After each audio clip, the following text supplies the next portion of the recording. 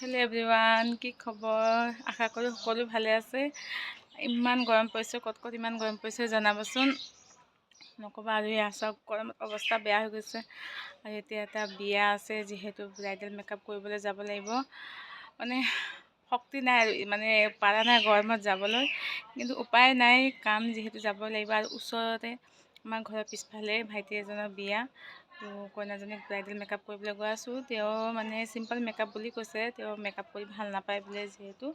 আৰু যি নহওক অলপ হ'লেও মেকআপটো কৰিব লাগিব, নহয় জানো, পাৰ্টিৰ কাৰণে। আৰু ইমান গৰম যে কেনেকৈ মেকআপটো কৰিম নেজানো পাই। চাওঁ আৰু যাবতো লাগিবই।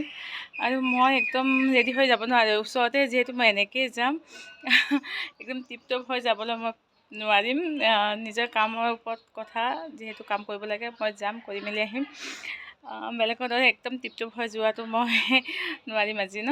আৰু মানে তাত ব্ৰাইডেল মেকআপ শেষ কৰি আহি আৰু 2-3জন ক্লাইণ্ট আছে, যে হেয়াৰ ষ্টাইল কৰিব লাগে, মেকআপ কৰিব লাগে, পাৰ্টি মেকআপ। তো জানো পাই মই পিছবেলা বিয়া খাবলৈ যাব পাম নে নাপাম। ইমান গৰম, কাম ব্ৰাইডেল মেকআপ কৰোঁতেই চাগে অৱস্থা বেয়া হ'ব।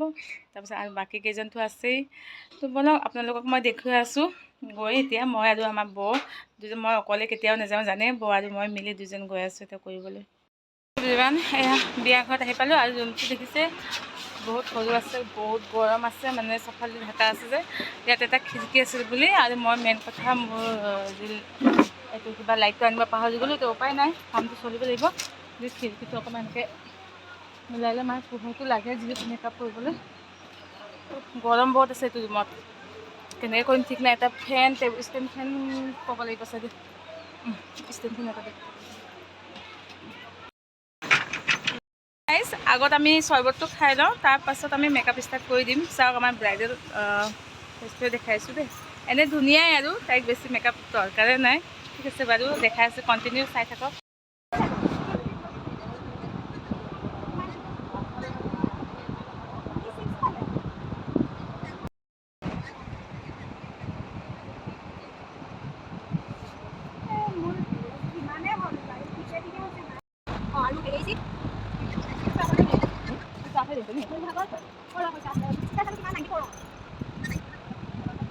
আমাৰ হৈ গ'ল ফাইনেল লুক। তেওঁ বহুত চিম্পল মেকআপ বিচাৰিছিলে, যিহেতু তেওঁ ফাউণ্ডেশ্যনো দিবলৈ মোক মানা কৰিছিলে, কিন্তু মই ফাউণ্ডেশ্যন অলপ দিয়ে দিলোঁ, কাৰণ নিদিলে নহয় ন।